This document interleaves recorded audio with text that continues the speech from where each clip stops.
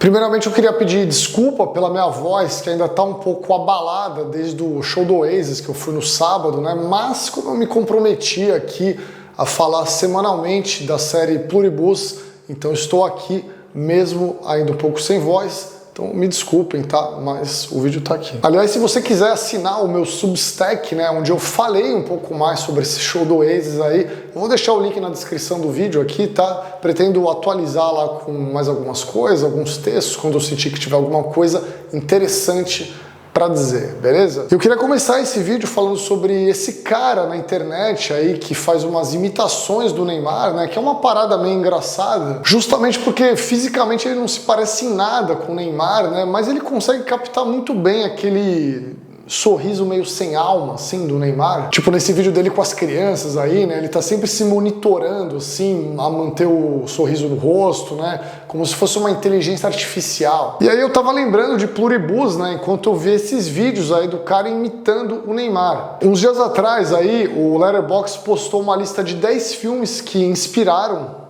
a série Pluribus. E na lista ali tem alguns clássicos, inclusive o Invasion of the Body Snatchers, né, que foi um filme que eu citei no vídeo anterior, que eu falei sobre Pluribus aqui no canal. E também é citado ali o Show de Truman. O engraçado é que o próprio Vince Gilligan diz que nunca viu o filme, né, mas ele fala que é uma inspiração muito grande para a equipe de roteiristas dele. E eu acho que nesse episódio da série fica muito evidente isso. Claro que são situações diferentes, assim, né, afinal de contas a Carol, ela não tá vivendo em um reality show, mas a essência do Show de Truman, ela é captada aqui, que é basicamente aquela angústia de não saber se a vida que a gente leva ela é realmente nossa. Será que a gente não está levando tudo no automático simplesmente, né? Só se deixando levar ali pela maré, né, pelas pressões da sociedade, etc. Será que a gente não está sendo apenas um Neymar ali mandando um sorrisinho para todo mundo? É claro que no caso da série aqui, né, a Carol, que é a protagonista, ela já tem uma ideia de que ela está numa situação atípica, ao contrário do Truman, né, que não sabia de nada. Aliás, a cena em que a Carol chega em casa e tem uma galera ali na porta da casa dela fazendo um mutirão para arrumar tudo, cara, aquilo ali é extremamente show de Truman. Todo mundo recebe ela com um sorriso no rosto, assim, né? Só falta fazer um merchan de alguma coisa do tipo. Aliás, aproveitando que eu tô falando dessa cena aqui, eu queria citar um detalhe maravilhoso, né? Que tem um momento ali em que o prefeito de Albuquerque fala com a Carol na cena, você deve lembrar. E aquele cara, ele é o real prefeito de Albuquerque, né?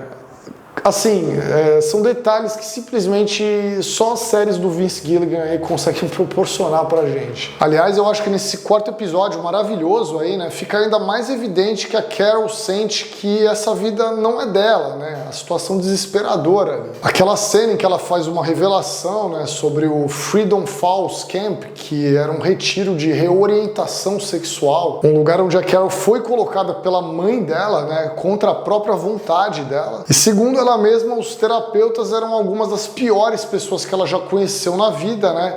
E também, segundo ela, eram pessoas que sorriam o tempo inteiro, né? A maior parte dessas pessoas. E você consegue imaginar isso na sua cabeça, né? Aquele sorriso morto, né? Sem alma, né? O sorriso dos atores ali do Show de Truman. Os atores que estavam ali para enganar o Truman o tempo inteiro. Mas só antes de seguir aqui falando sobre esse quarto episódio de Pluribus, né? Eu queria deixar aquele recado para você que gosta desse tipo de vídeo, gosta desse papo sobre Pluribus.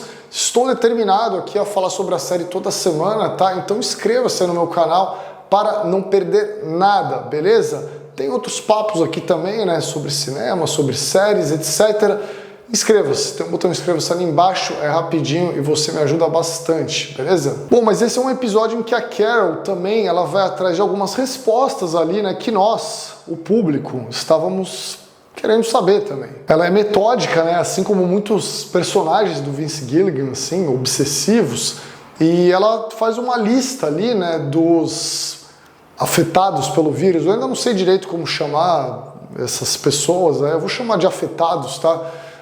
Numa luzinha ali que ela tem. E aí tem lá, né? Eles estão dispostos a te satisfazer, né? Te dariam até uma bomba. Tem lá, não matam ninguém, né? Não matam nenhuma mosca. Aí também tem lá, né? Honestos e uma interrogação. E aí ela vai atrás disso, né? De saber até onde vai essa honestidade aí deles, né? Se eles são capazes de mentir. E para isso, acontece um momento maravilhoso ali também, né? Ela pega um rapaz que estava ajudando ali na casa dela, ela chama um voluntário, né? Pega um rapaz ali que estava vestido com uma roupa de bike, assim, né, de ciclista. E aí ela faz uma série de perguntas para ele, né, muitas perguntas ali girando em torno dos livros dela. Ela compara a obra dela com a obra do Shakespeare. E aí, aos poucos, ela vai percebendo que a parada parece meio que uma inteligência artificial mesmo ali. Se uma pessoa ali, né, acha que a obra dela é comparável com Romeu e Julieta, eles vão conseguir falar, né? Não, seus livros são ótimos, né? A gente ama tudo isso aqui, né? Seus livros são uma expressão sua, né? Afinal de contas, essa mente coletiva aí só quer agradá-la, né? Eles querem satisfazê-la aí acima de tudo. Então, assim, eles não conseguem mentir exatamente, né? Mas eles conseguem falar uma loucura dessa, assim, simplesmente porque uma ou duas pessoas já pensaram assim. Bom, e aí também ela pede pro rapaz, né, que era Lawrence o nome dele, né, mas aí ele deixa bem explícito para ela que agora ele não é mais Lawrence, né, agora ela tá falando com todo mundo, né, com uma mente coletiva. Ela pede para ele falar sobre a opinião da Ellen, né, a companheira dela, sobre os livros dela. E aí a resposta vem de uma maneira um pouco mais honesta, né, afinal de contas ali ela foi mais específica. E aí ela acaba descobrindo que a Ellen achava os livros dela meio algodão doce, né, mas é isso, né, você não queria honestidade, você acabou tendo aí, né. Bom, a Carol, ela resolve essa situação. E aí ela começa a botar em prática um outro plano, que era o de drogar a Zósia, né, que é aquela espécie de guia da Carol aí, usando um anestésico, o pentatol, para tentar tirar algumas revelações dela. E na verdade ela está tentando tirar uma grande revelação, que ela quer saber se é possível reverter essa afetação aí do vírus.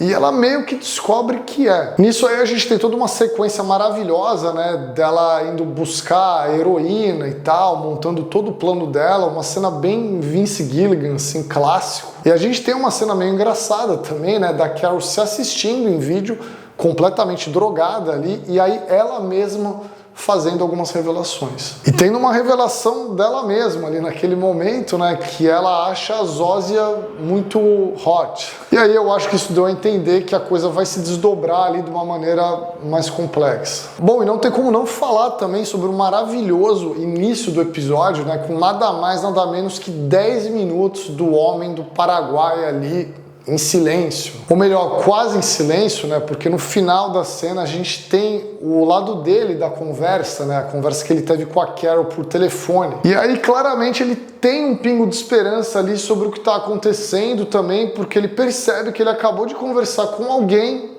que tem sangue correndo nas veias. Ele conversou com alguém que xingou ele, né? Com alguém que demonstrou algum tipo de sentimento, algum tipo de emoção ali. E cara, esses 10 minutos iniciais aí é puro Vince Gilligan, né? Pra quem já acompanha as séries anteriores dele aí, sabe que ele adora fazer esses cold openings, que são essas aberturazinhas de episódio que muitas vezes vão se desenrolando de maneira meio misteriosa, sem a gente saber muito bem o que está acontecendo ali também. Então a gente tem o Manuzos Oviedo, que é interpretado pelo Carlos Manuel Vesga, que faz uma espécie de dono de depósito desses tipo storage. E depois da gente ver os outros imunes tão à vontade aí com essa nova situação do mundo, a gente tem aqui o contrário extremo, na verdade. A gente acaba entendendo também que ele tá levando as coisas de uma maneira bem mais hardcore do que a Carol, né? Ele não aceita nem a comida dos afetados pelo vírus, ele não chega nem a encostar na comida. E como ele tem esse depósito, ele tem algum estoque de comida, mas a gente vê que tá acabando ali. Esse negócio ali de ficar comendo ração, tenho a impressão que não vai durar para sempre. E a maneira como ele vive ali também, né, com tudo fechado, ele fica buscando alguma frequência de rádio para ver se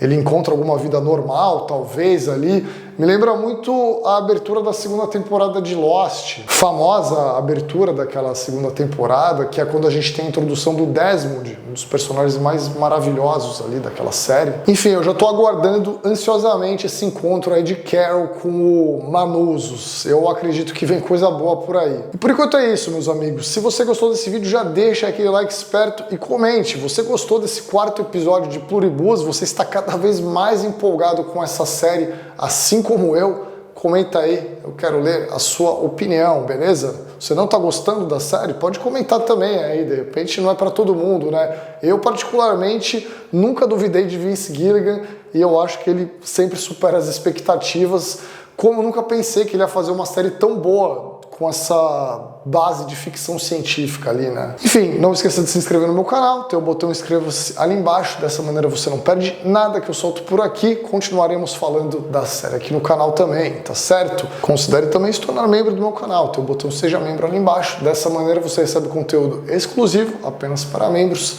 e me ajuda ainda mais, tá certo? Meus amigos, por enquanto é isso, um grande abraço e tchau!